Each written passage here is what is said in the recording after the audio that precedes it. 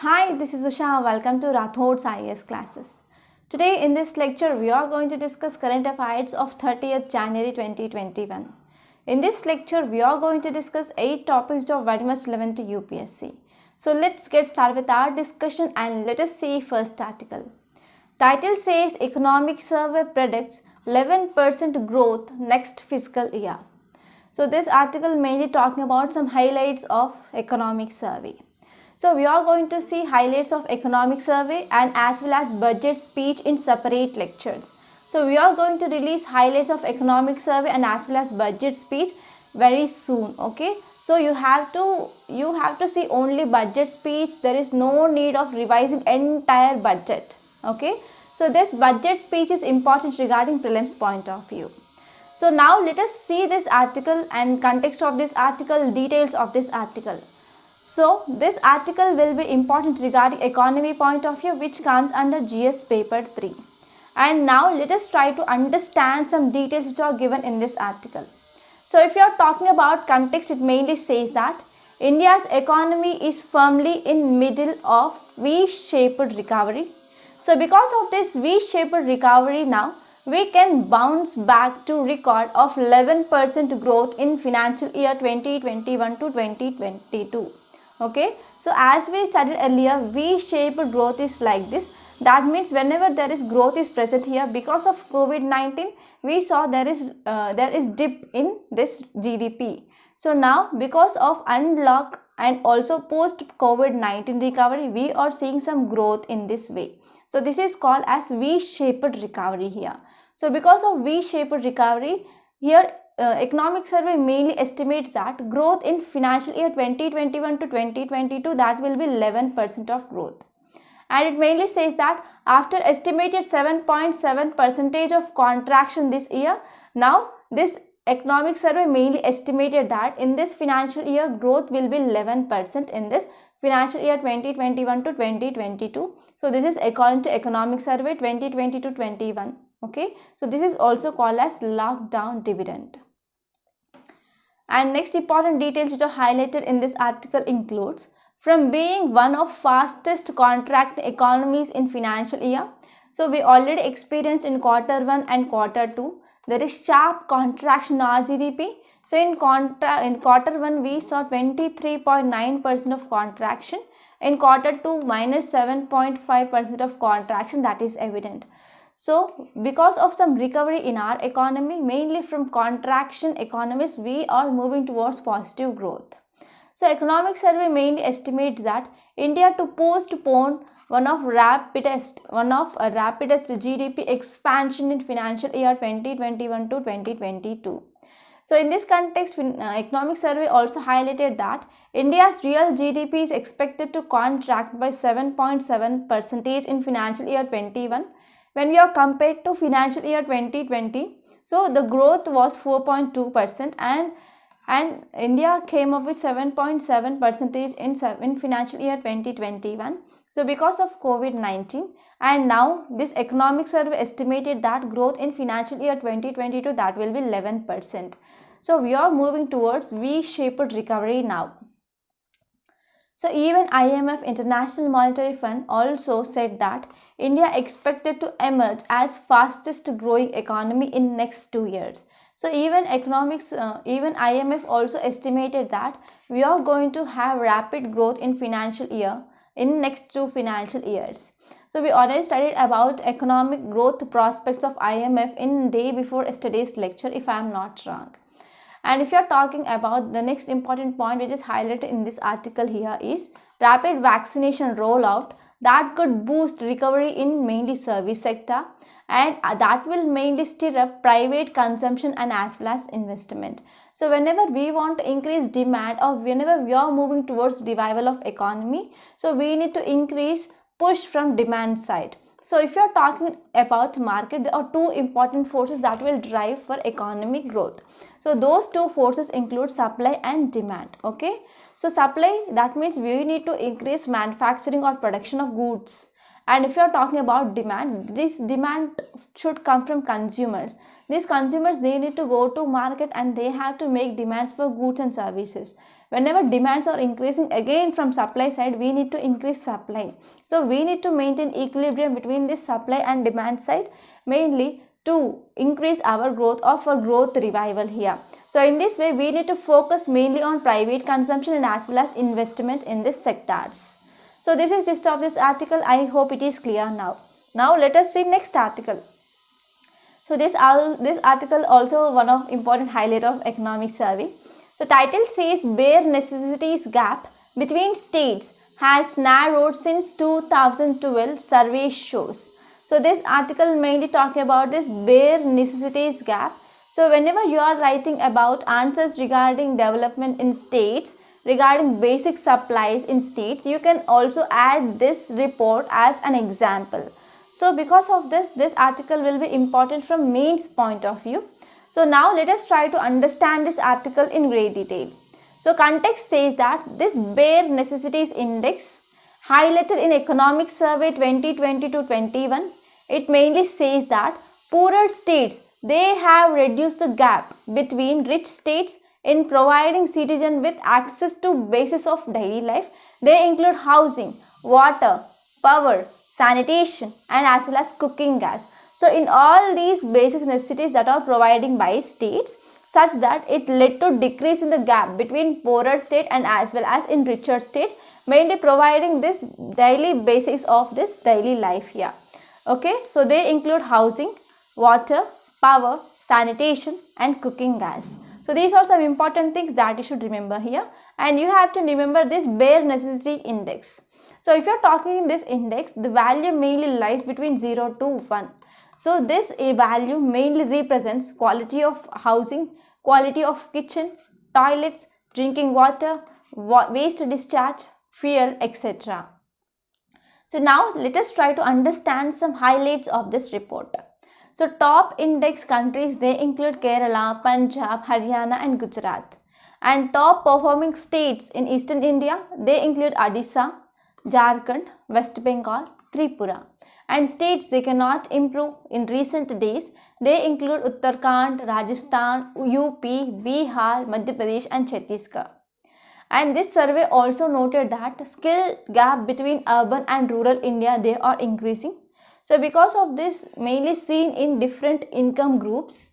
So in this way, what is need? The need here is government should come up with effective policies that will help for this people, and as well as there is a need of better coordination with local government and as well as implementing authorities. So this is just of this article. I hope it is clear. Now let us see next article. Title says capital budget allowed for defense completely utilized since 2016 to 2017. So this article mainly focusing on defense expenditure or defense budget. So again, this article will be important regarding economy, and we need to understand why we need to increase our defense preparedness. So that will become some international relations. So now let us talk about context. Here economic survey mainly highlighted that allocated capital budget for defense has been fully utilized since 2016-2017. So since 2016 to 2017 onwards, so whatever allocated capital budget that has been utilized successfully by our defense. So in this way, it is mainly reversing the previous trends of surrender of funds. So whatever amount which is allocated for defense for that year, so if at all that amount is not utilized by defense sector, so that amount will be refunded here. So that is called as surrendering of funds. So this economic survey mainly says that whatever allocated capital budget for defense, it has been completely used by defense. So now there is no thing like surrender of funds written.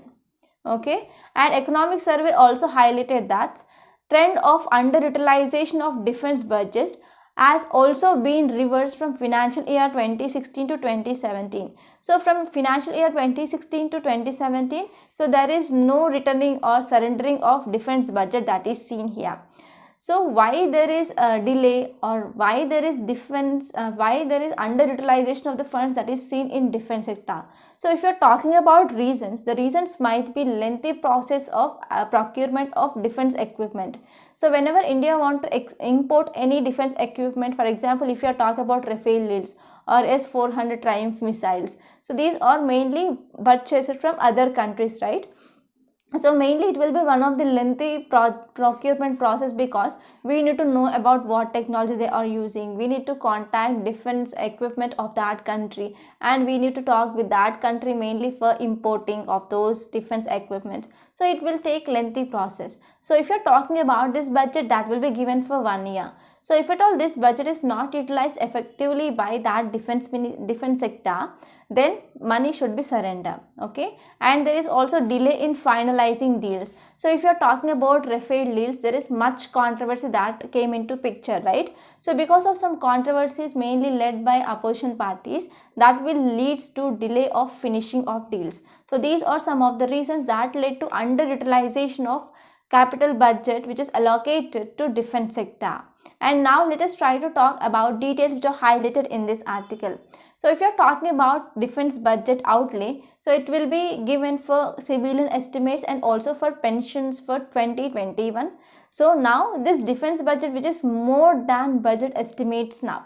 And next one is series of emergency procurements, because we are seeing military standoff at line of actual control, and there is threat from border issues. So we have threat from China in this Indo-China border. So because of this, we went mainly for emergency and fast track route, and as well as capital procurements, they were concluded recently. So because of this, we are increasing our defense budget now. And next one is indigenization. We are also talking about self-reliance in this defense sector also. So mainly to achieve this indigenization, efforts mainly taken to boost this indigenization of weapon system in India. So even defense public sector undertakings and also ordnance factories, they are mainly striving to increase indigenous content of equipment and also products which are manufactured by them within India. So in this way, we are also boosting private sector participation in domestic manufacturing also. So such that we can decrease our import, we can decrease our spending of this forex reserves as well. So these are some advantages of this indigenization of this defense equipment. And now let us see next article. Title says government tightens oversight on funds received by NGOs. So this article mainly talking about tightening of funding of this NGOs, and this article mainly focusing on FCRA, that is Foreign Contribution Regulation Act of 2010. So this article will be important regarding polity, which comes under GS paper 2. And from last 6 months onwards, this FCRA, it is highly in news. So for prelims 2021, you need to prepare on this FCRA, and recent amendments regarding this FCRA Act in September, that you have to refer. Okay, so please make a list of important topics for 2021 also. Now let us see context of this article. So Union Home Ministry laid down some charter. So in this charter, it said about donations which are received in Indian rupees by any NGO.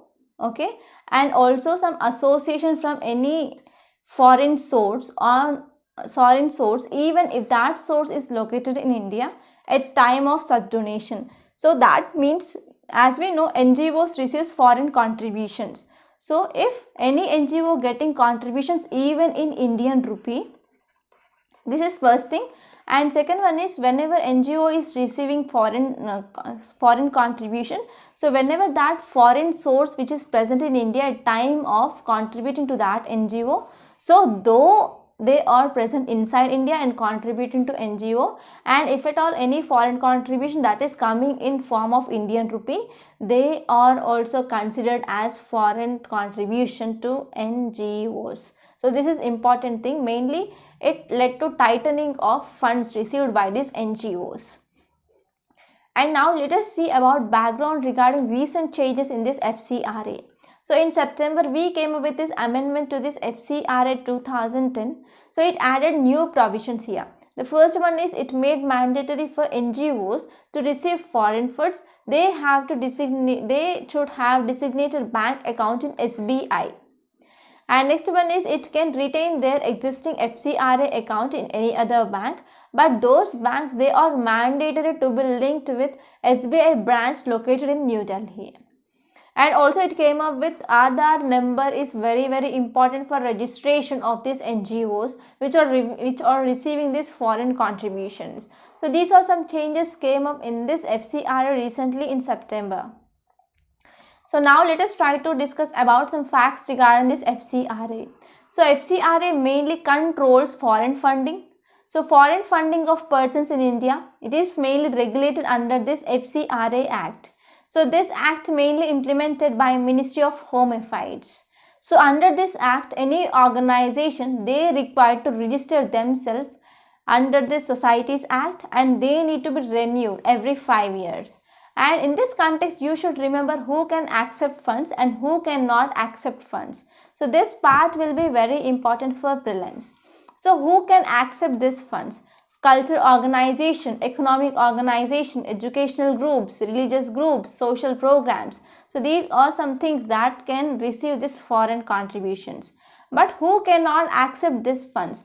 Election candidates, MLAs, MPs, political parties, organization of political in nature, correspondent, columnist, cartoonist, editor, owner, printer, publisher of any newspaper in India, as well as judges, civil servants, government servants, employees of any corporation, they do not receive funds. And next one is association or company engaged in production, broadcast of audio news or audio visuals, etc. They should not receive any foreign funds.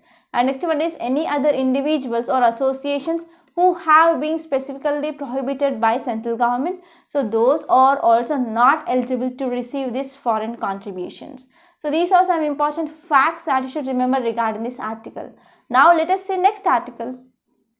Title says lockdown provided a boost to gig economy. So this article mainly focusing on gig economy. So again this article will be important regarding GS paper 3. So now first let us try to understand what is this meaning of gig.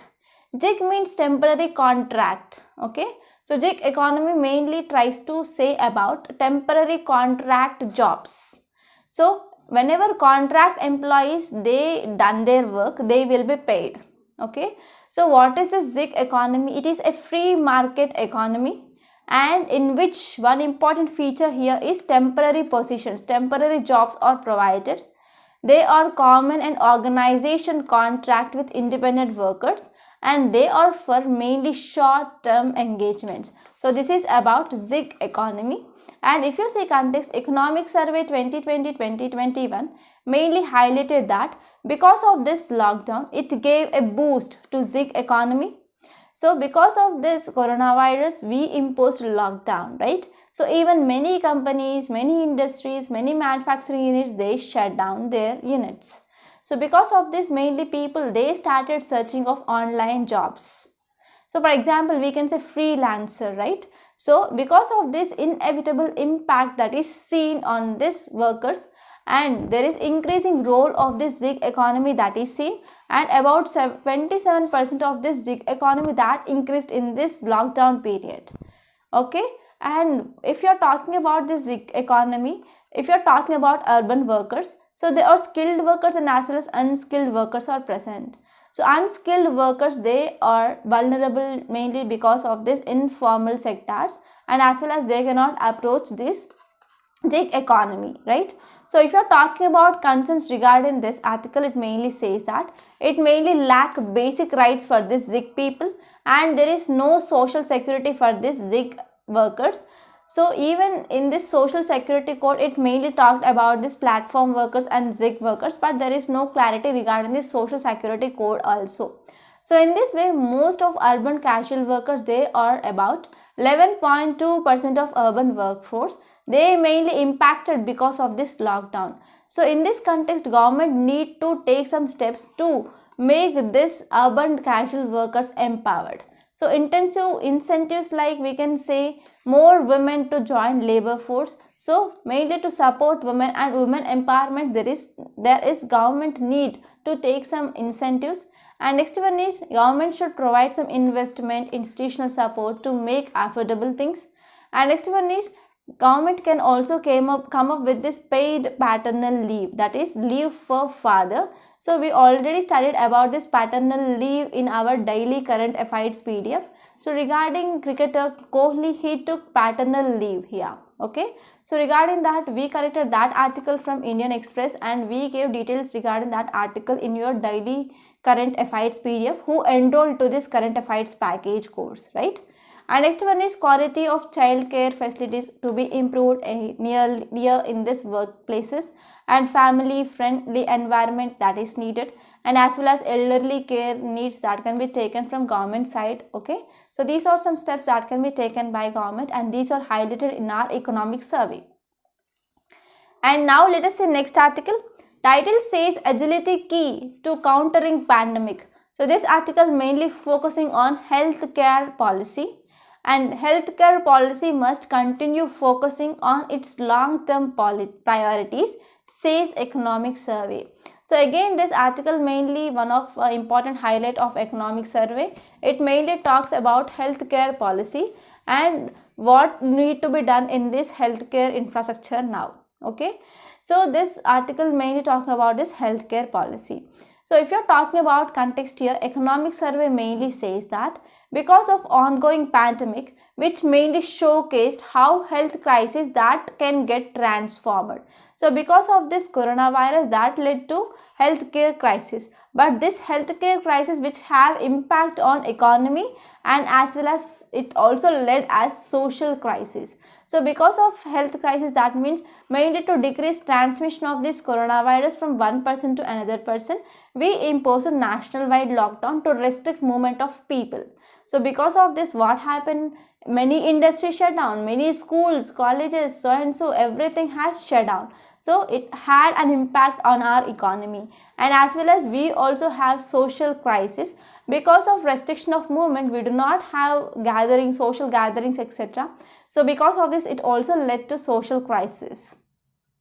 So economic survey mainly says that we need to focus on healthcare policy.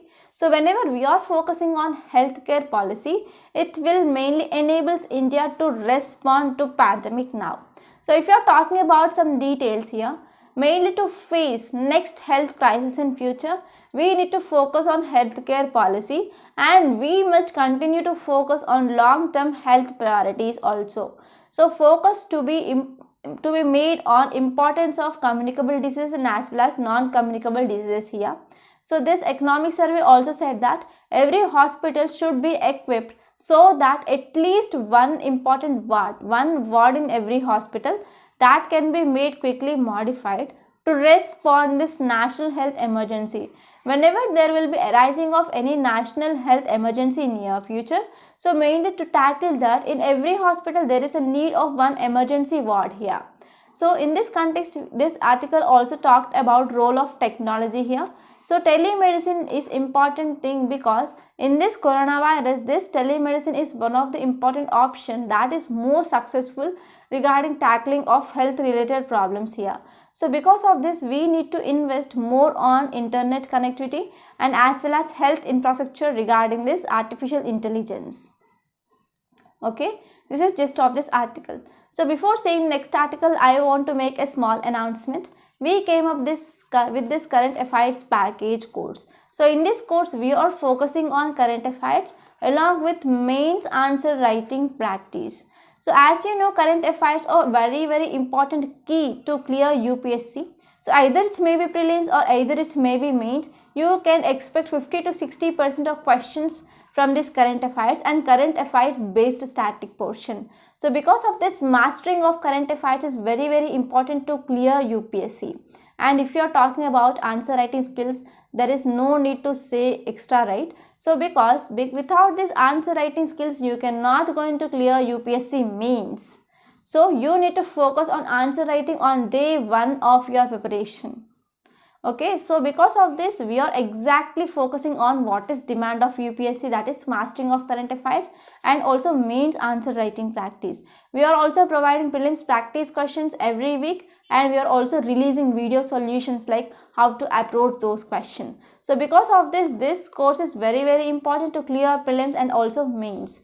So this course is highly economical and also highly beneficial. So many students, they started improving their answer writing, right? So please don't take this course as a choice. Try to join this course as soon as possible and achieve your aim of clearing UPSC. And now let's come back and let us see next article. Title says a champion of science, pro poor technology. So this article mainly talking about two important personalities, that is scientist contribution to our India.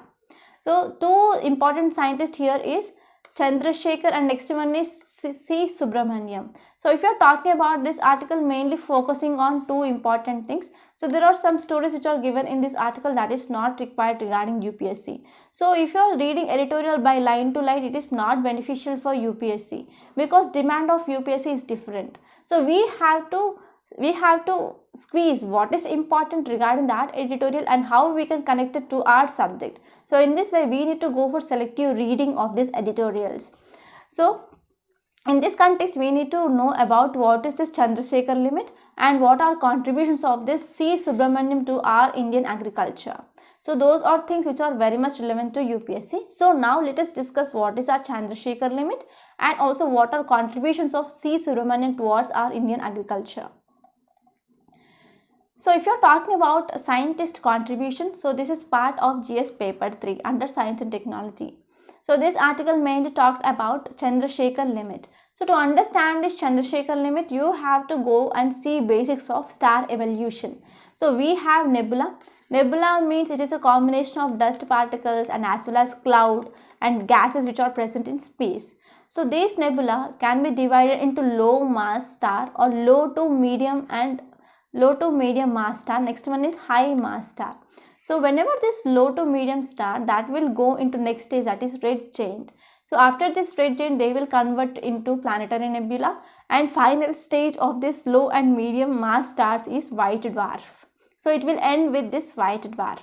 And if you are talking about high mass stars, so it will convert into red supergiant, later on supernova. So based on this weight of this star, if it is high mass star, it will convert into neutron star, and it have very high mass star, then it will convert into black hole. So this is star evolution process. So now let us try to understand Chandrasekhar limit now.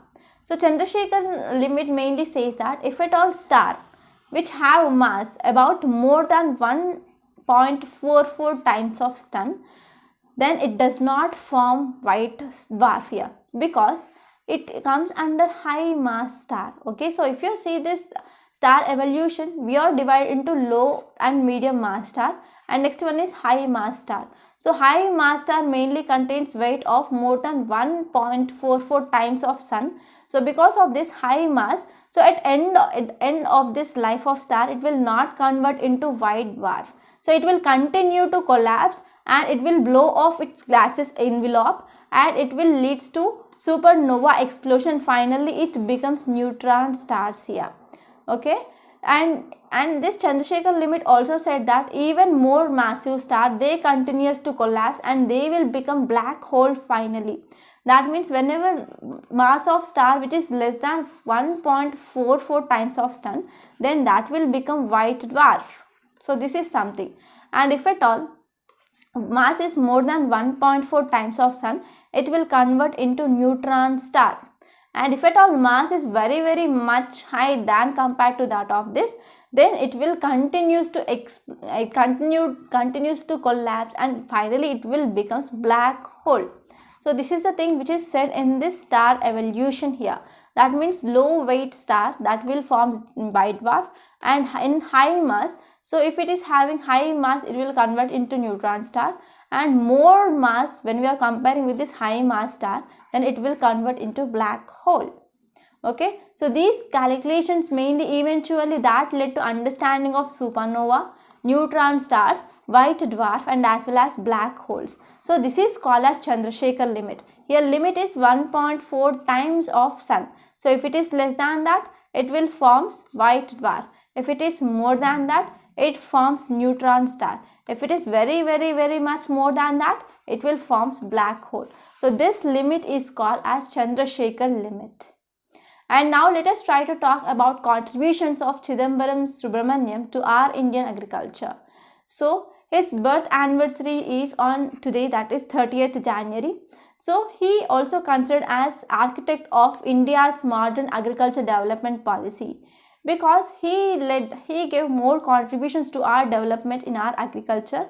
So this also led to record production of wheat in 1972. So because of contribution of this person, that led to increase in wheat production in India in 1972, and it is called as Indian Green Revolution. He also worked as Minister for Food and Agriculture in India, and he introduced high yielding variety of seeds, and as well as he also promoted for more use of intensive applications of fertilizer. And because of increased use of fertilizer, that led to increased output of cereal, and finally it led to achievement of self-sufficiency of food grains in India. So because of new leader, we can see some changes in our society. If leader is strong and he is taking strong policies, that will lead to finally development of our country. So in this context, we need strong leaders for our good future. So he also appointed M.S. Swaminathan committee. So this M.S. Swaminathan, he was an important contributor for role of Green Revolution in India, and he also appointed one more committee, that is Verghese Kurien. So this Verghese Kurien was appointed as chairman of National Dairy Development Board. So this person mainly contributed for Indian White Revolution, that is increased milk production in country. Okay, and next one is he also realized that economic freedom of every citizen heavily reliant on 4 E's. So whenever you are writing answers regarding farm bills or farm laws, then you can use this point there. Okay, so for economic freedom of every citizen, especially farmers, we need 4 E's. First one is education, next one is environment, third one is economy, and as well as empowerment. So these 4 E's ought to be kept in your mind whenever you are writing about farm laws answer. And he also established National Agro Foundation. So he gave this National Agro Foundation as a gift to nation. So this NAF had played an important role in development of agriculture in India. So these are some important points that you should remember regarding this article. Now let us see next article. Title says a budget blueprints for difficult times. So this article giving insights regarding this budget. So if you are talking about central theme, it mainly says that alarming inequality, falling healthcare, and border tensions, they loom large and economic situations that needs full attention. So this article mainly focusing on increasing inequality. So recently we studied about Oxfam report, that is inequality virus report, and also we studied about healthcare, and next one is border tensions. So students who enrolled this current affairs package, we released weekly current affairs. So in that weekly current affairs, we gave introduction question mainly based on health sector and as well as education. And also we also discussed very detailedly regarding healthcare and education, how it impacted because of COVID-19, along with many case studies and as well as examples. So please watch that lecture for sure. Okay, PDF will be provided by evening. Okay, so in our weekly current affairs session, we also discussed about this healthcare, and if you watch that video, that will give more insights regarding this healthcare and as well as education in this COVID-19. So we discussed that in our third topic. Okay, now let us try to discuss this topic in great detail. So if you are talking about background here, because of COVID-19 pandemic, COVID-19 pandemic induced lockdown here. So we imposed national-wide lockdown. So because of this national-wide lockdown, we faced economic crisis. For example, we saw economic contraction, especially in Q1 and Q2 of our Indian economy. And we also saw there is increased rise in unemployment, and as well as we also evident that there is supply chain disruptions, and it also destroyed many lives and livelihood of people, and especially informal workers and migrant workers, they are hit badly by this COVID-19 pandemic, and also it ruptured social fabric as well. So if you are talking about social fabric, there is increase in inequality in country. So according to Oxfam report, it said that inequality is very raised here. So top 100 billionaires in India, they already got what they lost in this COVID-19 pandemic. So whatever these people who are earning for 1 second, that will be earned by informal workers if they continuously work for 3 years. So in this way we can see there is a huge gap of inequality between richest and poor in India. And also we need to talk about role of MG Narega. So why we need to talk about role of MG Narega? Because of imposition of lockdown, what happened, mainly migrant people, they moved from cities, urban areas to rural areas, right? So in rural areas we have some scheme called as MG Narega which will provide employment. So because of this, many people they started shifting from these urban areas towards rural areas or their homelands. So that led to increased employment demand here. Mainly migrated people, they increased their enrollment in this MG Narega scheme and they started working under this MG Narega scheme. So because of this mainly shift that is seen from urban centric development towards rural centric development here, and that led to increase in demand in our rural economy. So we need to go for balancing of approach between this urban centric development and as well as rural centric development. We should not focus only on urban centric. So because of whenever we are seeing unfortunate events, then what happened, that will leads to imbalance, right? So whenever we are coming with any policy or any program, that should be very much balanced. And if you are talking about some important details, it mainly says that about top 50 companies, their market wealth that is nearly about 3 lakh crores that they earned during this period of from March to December 2020. So because of this, we can see large amount of inequality that is present in India. And next one is if you are talking about central bank. So because of this economic crisis, mainly banks like RBI, that is Central Bank of India, it came up with monetary policy. So under this monetary policy, it want to increase liquidity in market, that is money supply in market. So because of this, it came up with long-term repo operations and targeted long-term repo operations. We studied in our day before yesterday's lecture, right? And I also gave you mains question regarding this itself. So because of this long-term repo operations and as well as targeted long-term repo operations, we increase in liquidity in market. So because of increase in liquidity in market, asset price that increased, and we also seeing some supply shocks here. So why there is supply shocks? Let us take example of automobiles here. So whenever people they want to move outside during this corona time, then what happened?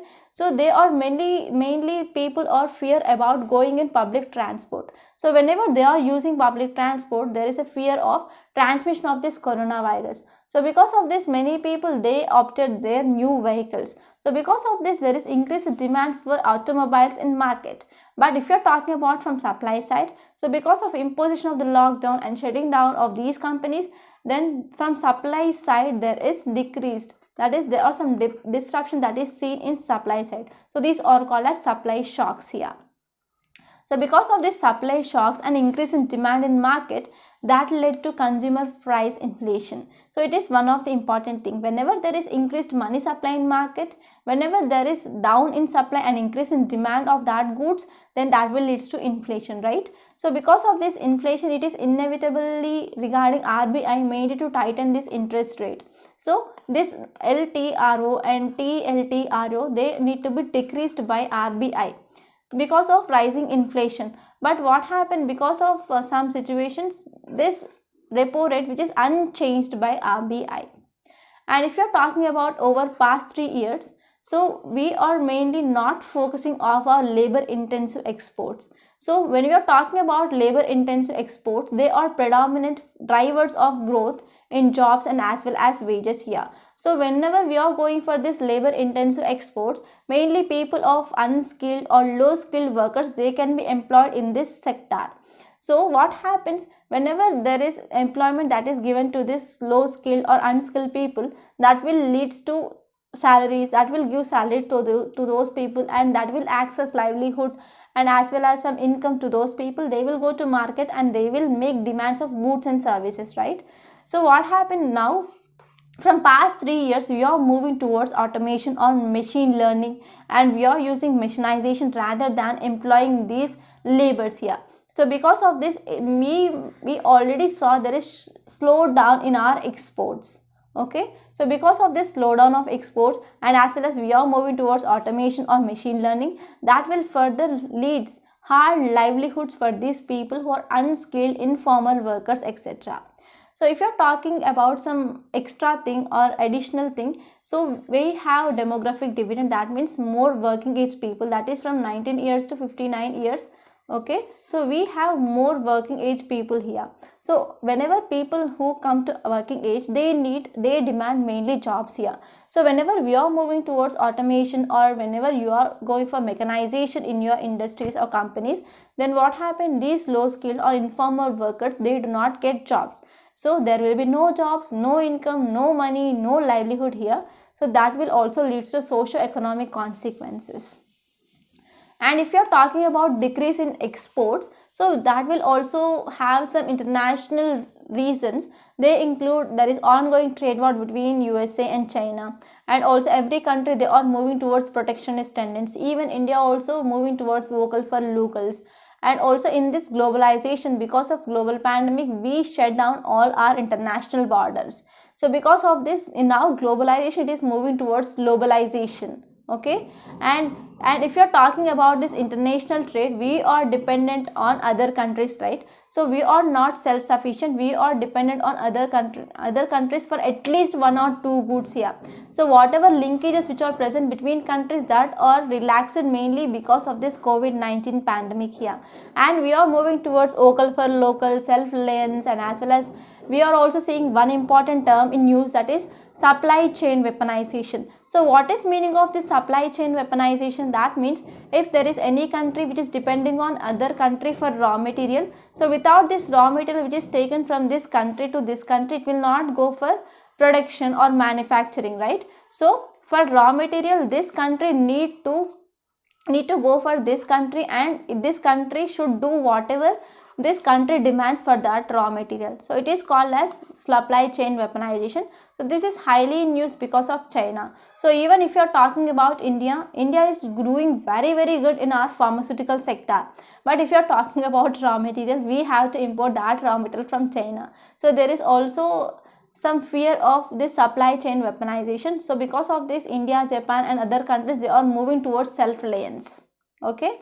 Now next point here is, as of December, there are 12 million adult Indians. They mainly drop out from labor force compared to that of last year. So because of this, there is rise of unemployment in formal sector, that is seen very high. So these need to be addressed by government.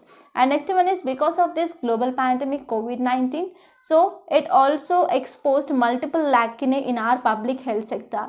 There are less beds in our hospitals, and doctor to patient ratio is very less. We have only one doctor for 10,000 patients, and in this context we need about 6 lakh of doctors and as well as 2 million nurses to meet global standards of doctor to patient ratio. And in this context we need to increase our spending.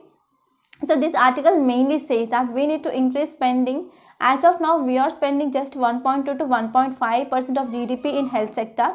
So we need to increase it to 2 to 3% of our GDP.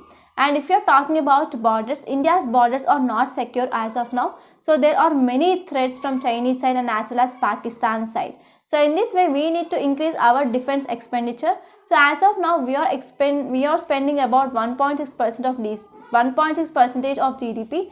We need to increase it to 3% of GDP here. Okay, if you are talking about banks and financial sector, they are increasing or rising of NPS, that is seen. So we need to also address these NPS issues. So what is need now? The need here is we need to maintain balance between supply and demand. So we are from supply side, we are supplying or we are producing many things, but if there is no demand in market, what we can do with the products which already came into market? So we need to increase demand, and we need to increase private consumption, and we need to increase public investment here. So whenever government is spending or increasing investment, there is one thing that come into picture here is debt. So whatever government is spending now, so returns will be get in near future. Don't worry about that debt here. So whenever public investment which is increasing, so we can go for increasing of jobs and as well as incomes for large number of labor force, such that there will be economic revival that can be seen soon. So this is gist of this article. I hope it is clear. Now let us see today's main question. Public investment will take time to translate into jobs and incomes for large number of labor force. Critically analyze. So demand of this question is critically analyze. Slowly we need to go from easy questions to critical questions, because this is your first stage of writing, right? So many students who enroll to this current affairs package so are mainly beginners. So if at all, whenever I am giving critical questions in starting of this course only, then many people they won't start to write this answer. So because of this, level of criticalness or level of difficulty that will be increased on day by day. Okay, don't worry about that criticality of questions. So today's question is, public investment will take time to translate into jobs and incomes for large number of labor force. So this statement mainly saying that though public investment is increasing in different sectors, it will take some times mainly to create incomes and as well as jobs in labor force. You have to critically analyze. That means whether you are accepting to this statement or not, first you have to write whether yes or not, and critically analyze, you have to write both positives and as well as negatives of this statement. Okay, so this is demand of question. So answer should not be more than 250 words. Try to write this answer and mail to us. So by this we are concluding today. I hope you enjoyed this lecture. Please subscribe to my channel and don't forget to like, share and comment my videos. And don't forget to join this current affairs package course. Thank you so much.